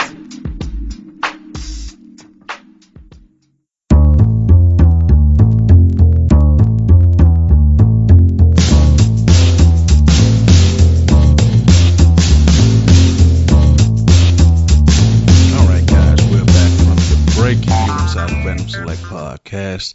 I am your host, Mario. This is the podcast that's all about thought-provoking talk right here on Atlanta's new underground station, Beat Break 87 FM, where music and talk radio lives. And don't forget, guys, if you're liking what we're doing right here, please don't forget to share, spread the word. Also, you can go to Beat Break 87 FM. You can go to the website, beatbreakradiofm.com, where you'll find links to different platforms to catch it on. You can catch it on Speaker, iHeartRadio, and you can also click the Listen Now button. It'll take you right to what we're streaming at the moment, and, you know, hopefully you're listening to the Random Select podcast right now. You can also listen to us live on TuneIn Radio at any given moment. And if you want to catch the shows on demand, download the Beat Break mobile app. And once again, guys, check out everything that's going on Beat Break 87 FM. You got the Beat Break Morning Show with Sean Garvey and the gang. You got the D Hill Show. You got the 360 Mix Show, and you also got the Gospel Train on Sundays. So, guys, keep it locked on the station for everything that you need, and definitely spread the word, share, let everybody know what's going on. You can find us on everywhere that there's social media, you know, Twitter, Facebook, Instagram, all those places, YouTube. There's no excuse for you not listening and tuning in to Beat Break 87 FM. We're going to finish up this conversation with Quinette. But I also wanted to get into this. I heard you throw around the phrase mindset. So real quick, kind of break down, what do you mean when you say helping people change their mindset? So I think mindset comes down to like perception, because our perception is our reality, right? So for example, if the young lady that I was talking about earlier, right, her mindset right now is she's not good enough. This is the story she's told herself, because we all walk around with a story, right? The story, whatever story we're carrying, is our mindset. So, for me, I don't know if I shared this before on the podcast. I used to carry around, because I didn't have my parents around. I was raised by my uncle and my aunt. I used to carry around a mindset when I was a teenager that, because I had to work hard to like provide for myself, that I don't need anybody. Like, I don't need anybody to help me, because when I depend on people, I get to eat a pack of sunflower seeds for the day. That's my meal, right? So you know what? Now I'm going to work hard, and I'm going to make sure that I never have to depend on anybody to eat again, right? So I developed that mindset in high school, when I had to struggle, work at a fast food restaurant and things like that, right? And then I also developed the mindset like, well, if my mother doesn't want me, nobody else is going to want me, right? That was the story. So your mindset is the story you're currently telling yourself right now, good, bad, or whatever story you're telling yourself is your reality, and it's a perception, but it's your reality. So whatever story you come up with is as good as it being true, right? So until you get rid of that, until you alter the story a little bit, and a story equals mindset, then you'll be able to live a better life. So once I got rid of the idea that, oh, I need people in my life, like I need to be, like the world functions when we're in a community where people have your back, where you don't have to do it by yourself, Queenette, when you can let go and let a man be a man. When of course my mother loved me, because when I went to talk to her, she explained how she couldn't get into the country and all these things. Like once I got rid of the story that I was holding on to, that was making me sick, that was making me mad at the world, that was making me having to be a strong, independent woman. Once I got rid of that story, then my mindset changed. So your mindset equals the story that you're currently holding on to. And to you, it looks like the reality because that's all you have. That's all you have. So once you change that story, and that's one of the things I love coaching for, because I help women write a different story. And once I can help you write a different story, like this young lady now that thinks that she's right now, she's the almost like, I don't want to say depressed because I haven't gotten enough information yet, but she's feeling really low about herself. She's feeling really down. She feels like she's only going to attract men who are uneducated, who don't want her, or that's going to take advantage of her. She's already have a story all filled out. So guess who she's going to attract right now if she goes out dating? If this is the story that she's walking around with, guess who she's going to attract when she goes out on dates? So the same thing goes for women who do have it together in terms of finances and education and things like that. And they've been hurt in a lot of relationships. So if they go out with the mindset like, oh, I've been hurt, all men are dogs, you can't trust these guys, I have to have my own because they won't be able to take care of me and things like that. Or I don't want one to take care of me because my mother told me, I have to be strong and I have to have my side money. I can't let him know about this money and stuff like that. If that's the energy in which you're going out with meeting people, that's a mindset that you think is normal, that you think is fine, you're going to attract a certain type of guy. You're going to attract exactly what you're trying to run away from until we tweak that story a little bit and give you a different story and a frame of mind to use. Then and only then will you be able to attract the right kind of guy into your life. Okay, let me ask you this question. Sure. If you let's just so we can keep the numbers nice and right, let's just keep it. Let's say you've been a certain mindset since you've been about 15. Let's say you're 30 now. That's 15 years. Mm-hmm. If you've been thinking a certain way for 15 years, more so than a mindset, which still is a mindset, it's become a way of life, your lifestyle, just the way you think. How you, as a life coach, turn around 15 years of a mindset? How do you do that? How do you come in and correct something that has become almost a way of life? Oh, it's definitely doable. The first question I have is if they're a willing participant, right? Let's say, we have the one, they have to be willing to be coached, right? They have to say, you know what? Yes, I'm ready for life coaching. I'm ready for relationship coach. Queenette, I'm all yours, right? Once I get that approval that you're willing to be coached, then we're good, right? Because the first thing I'm going to do is I'm going to ask you, based on your 15 years of experience, based on what you've been doing so far, right? This is a golden question right here. You can ask any of your friends, how is that working for you right now? That's the question. How is that working for you? What you're currently doing, how is that working for you right now? And then usually what I get back is, well, it's not really working because this is, and they'll start saying all the things that men are doing and all those people that they're attracting, all those things. So I said, okay, I got that. I understand that. So then what we do is we'll start picking up patterns, right? We'll start trying, because what I want to find out is the kind of people she's attracting and match it up with her story, right? So we'll start picking up the patterns. So I said, oh, wow. It looks like of the 10 men you dated, 5 of them were cheaters and 5 of them were emotionally unavailable. I'll ask, do you think you know why the 10 people, you picked up, the last 10 people you were with were cheaters and then the other 5 was like, so now her wheels has to start turning, right? She has to start thinking like, damn, it can't be that it's all the men. It cannot be, right? Like if you are reasonable, like not even reasonable, but here's the thing, right? About coaching that's really good, right? You find out, is this working? Is not working, right? Then a lot of times you have to plant the seed. A lot of it is planting the seed. And then gradually you see the mindset start to shift, right? Because what we'll do is if we look at these patterns and we see that the last 10 people you were with, right? You're one person and the last 10 people you were with had different issues. 5 of them cheaters, 5 of them emotionally unavailable, right? The only reasonable question to ask, most of these people are reasonable people. It's just that sometimes it's hard to see it when you're all in your own head. But when you can talk it out with someone, who understands how to do this, then you start seeing a shift, right? So once she finds out, like, wow, you know what?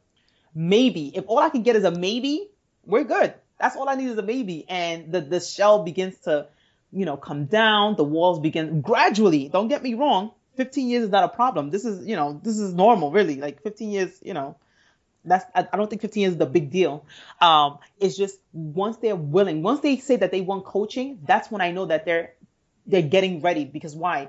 No one who thinks that they're right is going to look for coaching because everybody's still wrong. Does that make sense?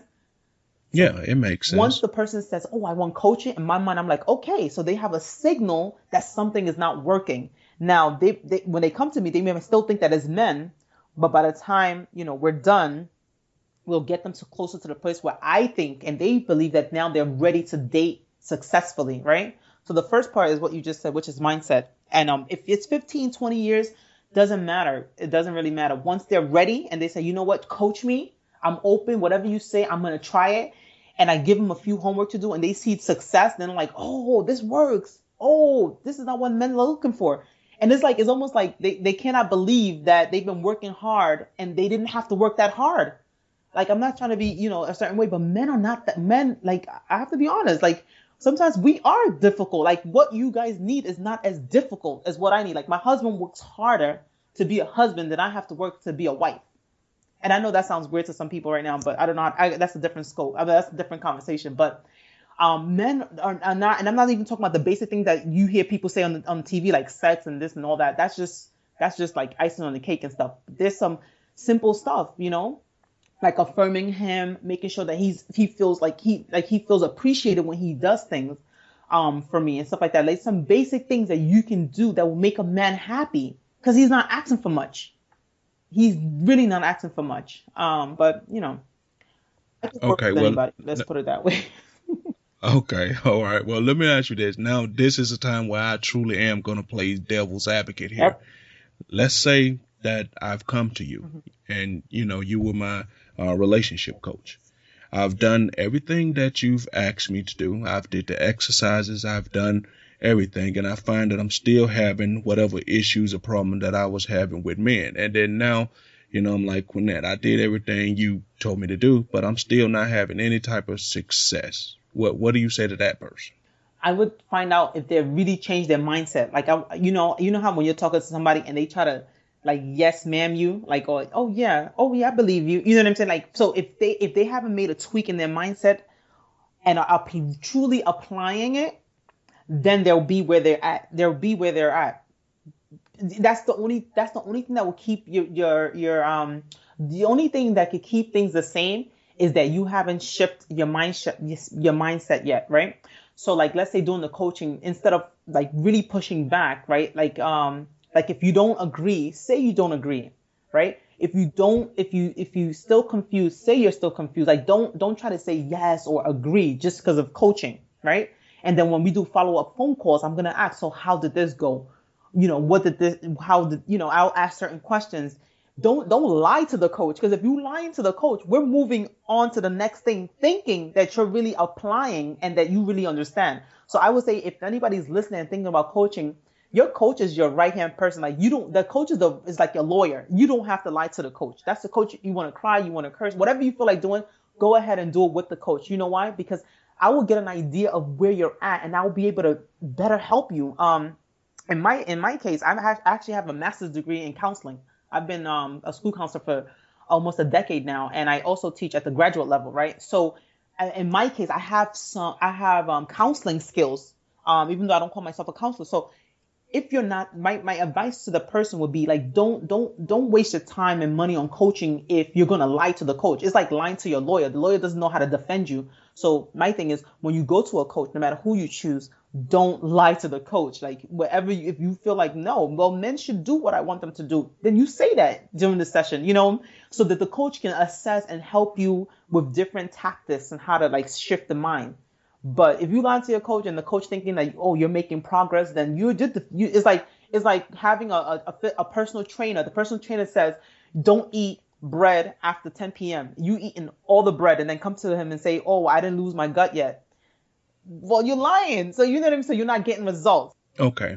Well, let me also ask this from a woman's standpoint who feels that no matter what, right, that we all know people in our lives that seem to can't be alone. You know, they go from like person to person to person.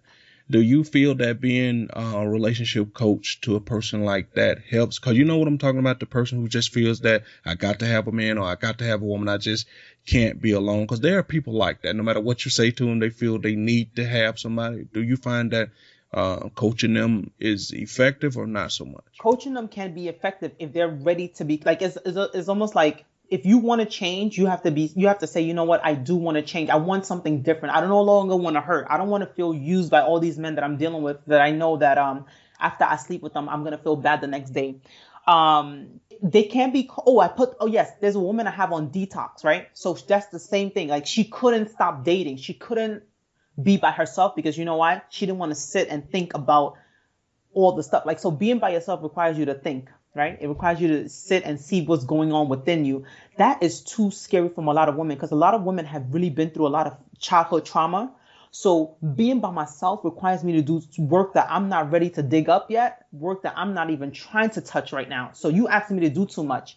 And so as a coach, I have to assess that and see if this is somebody I should recommend for therapy or if this is someone that I can coach. And there's a big difference. And being able to assess that as a coach is really important because really, if the person has been through trauma, they need to go to therapy first, right? They really need to go to therapy first to deal with some of the childhood traumas before they can really, benefit from coaching. And so if I see that, I'll definitely recommend them to therapy. And I don't know if they all take it, but you'll tell them that, they're not coachable right now. Some women are not coachable right now. But the ones that are continually in and out of relationship, I definitely put them on a 90-day detox, like straight up detox. It's hard, but you know what? Then you call the coach, you email the coach, you have an accountability partner, and we get you through that hump. Because after the 90 days, then they're okay to be by themselves until we can start working on the mindset and stuff. But definitely, there's some people that are not ready to be coached, and especially if there's a lot of trauma that they haven't really processed. Honestly, and I hate to throw around the word therapy, but I just feel like if we understood that therapy was actually good and you in the hands of the right therapist, you'll be fine. But sometimes, depending on the culture, we're just too scared of therapy, or we just feel like we're mentally crazy. We attribute all these negative things to therapy, and I'm just like, no, it's just like having someone to talk to, but there's someone that's trained that knows how to help you heal. So I'm sure if there was a fancier word for therapy, people would go. But if there was a different word, but therapy just sounds like, oh my goodness, something is wrong with me. And it's not that something is wrong with you. It's just that they help you on another level to really change the way heal, literally heal from the inside out. Okay. And I agree with you 100% because dealing in our culture, being, Afro-American, you hear a lot of people say therapy is something that white people go to. Mm-hmm. Therapy is some, we don't have time, especially when it comes to depression. We don't have time to be depressed. Mm-mm. People say stuff like that when that's just couldn't be further from the truth. I agree.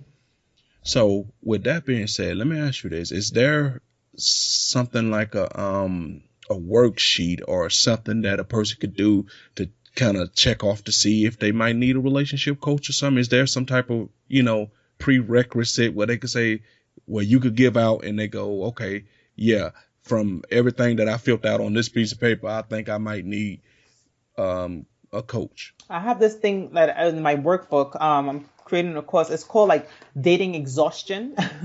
I named it dating exhaustion. So it's like a 7 questions you ask yourself. And if you check off 2 to 3 of them, then you would benefit from coaching. Some of the questions are, let me see if I can pull it up. It's just things like, have you been dating for a while? And it's just some of the things we talked about. Like, hold on, let me see if I can just grab it here. So things like, okay, there it is. So I'm tired of going out on dates. Are you tired of going out on dates? Some women are just exhausted. They're tired of going out on dates after dates after dates after dates, whether it's online, whether somebody introduced them. They're just sick of the whole dating process. Like, it's exhausting. It just feels like they're spinning their wheels and they keep meeting people that doesn't match. So they feel like they're just wasting their time, right? So that's one question. Another question is, do you, so I put it in the I version. So I don't trust men because they all want one thing, right? So are you the type of person, or are you the type of woman that believes that all men want one thing? So now when you show up on a date, this poor guy that never did anything to you, you asking him questions like he's about to join the military or the CIA, right? And he's supposed to, a date is supposed to be just fun. Yes, in your back of your mind, down the line, there might be something, but you don't show up on dates that way, right? So do you feel like you don't trust men? And if you, that sister that doesn't trust men, think about that. Like, you're showing up that way, even if you think you're not. So a man on a date with you feels like he has to defend himself. And he's like, dude, excuse me. He's just like, I just want to have fun. Like, what's all these questions for? We're not getting married. And so men are turned off by you. So if you don't get that was one of my next questions, like, you may not get a second date. Like, so if you're the type of woman that's dating and you don't get the second date phone call, how are you showing up on these dates? So another one is, the woman that doubts that she'll ever find a good man. So she just took herself off the market. I had a woman that I was talking to like that. And finally, after we worked on the mindset stuff, I put her on an online dating regimen. And I know a lot of people are going to turn their nose up at online dating, but we can do another conversation about, it's not the system, is the other stuff. But that's a different topic. But so she just like, I'm not dating anybody. This is it. I'll never find anyone good anyway. So what's the point? So she was going to sentence herself to single life for 50 years. And I'm like, all right, let's do some work, I've gone out with nice men, but I don't get a call back. I talked about that. Nowadays, men don't know how to treat a woman. So they probably picking up on the wrong guys and they feel like, oh, that's how all men are. And I'm like, no, there's so many good brothers. There's so many good people out here, good men out here. And I've been hurt so many times. I don't know if I believe in love anymore. Right. So those are the kind of questions. If you ask yourself and you think about it, you're like, you know what? I really believe that I don't trust men anymore. Because a lot of women genuinely have been hurt. So this is not, trying to, sound a certain way. It's just that, but recognizing that you've been hurt, recognizing your mindset and how you feel about men right now or how you feel about yourself is really the first step into, changing some things around. Okay. I agree with you 100%. And from a man's perspective, over the years, things have kind of got out of hand as far as being a certain way with women. I don't know whether it's culture, society, or, I don't know what the factors are, but it has gotten to a point where we could tone it back a little bit to start, because there used to be a time when you refer to, woman as something endearing, like your honey, or, something sweet sugar or something. Now we got so many other names for women that are not conducive to promoting a positive image on them. So I'll agree with a lot of other stuff that you're saying. And like I said, I listen to your Periscopes and becoming rapidly a very big fan. So we're going to get ready to wrap this up. So I want to say to you, what is a message that you want to get out to the women? And at the end of that, go ahead and tell people kind of what your scope schedule is, where they can find you and stuff like that. Sure. Thank you so much, Mary, for listening to my Periscope. That's awesome. I think if I can just sum it all up, I just want to say that I don't want women to give up on themselves. And I don't want them to give up on the idea that they can truly find like a man who's going to love, who's going to respect, and who's going to cherish them. Like, I just don't give up on the hope that is possible, right? And understand that if you're in a situation, or you've been in a situation where it's not working, it's okay. Like, we go to school to learn things. Like, this is not something that relationship is not something that, anyone went to school to learn. So I want to say, first of all, cut yourself a break, right? Cut yourself a break and understand that a lot of us made mistakes. I've shared it on Periscope many times, the mistake I've made. If you're on my email list, you get to hear my rebound story. So I'm definitely not sitting here like, oh, I have it together, or I've been married. No, I'm not saying that at all. I'm saying that I'm coming from a place where, because I understand how mindset can really, set you up to be in like a really, in a bad place, that I know that the work starts with mindset. I know that the work starts within.